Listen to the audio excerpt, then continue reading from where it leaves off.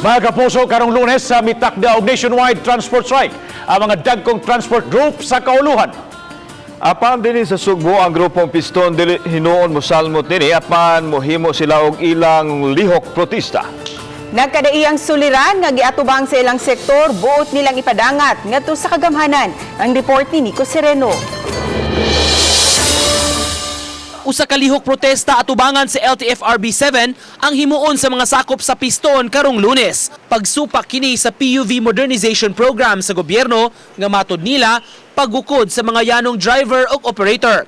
Suma pa, di sila makasarang sa mga dagkong kooperatiba nga mo-operate sa mga modernong sakyanan. Daghan na ang mga kaigsuonon nato nga mga gagmayng operator nga wala na makarinyo sa ilang mga jeep tungod sa palisiya, dili sulod sa kooperatiba, dili ma-consolidate, dili na nila tagaan og renewal. No? Ang mga mamumuo na to karon naglansang ang sweldo samtang ang mga palitono ni mahal. Nya punan pa sa mumasaka na sa doon niya ang plitihan.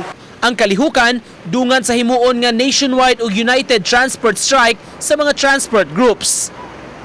Giklaro sa Piston nga kini ilang kalihukan na marcha protesta dili nila tinguha nga maparalisar ang dagat sa transportasyon sa Metro Cebu apan nga mapadangat lang ang ilang yangungo sa gobyerno. Usa sa giproblemahan nila ang padayong pagsaka sa presyo sa krudo nga nakaapekto sa ilang kita. Grabe ang kahimtang karon nga ginaanto sa mga driver. Dili lang sa isyu sa pagsaka sa kaning lana, napadyoy isyu sa trinlo nga grabe ang gipatong sa tax mo na nga. Grabe ang gipasan sa mga driver ba. Wa may balaod nga gipatuman para ipisaot ang jeep. Pinagi lang sa department order. PUB peace out! Ibasura! PUB peace out! Ibasura! Uban ni Rod Prado, Nico Sereno, Balitang Bisdak.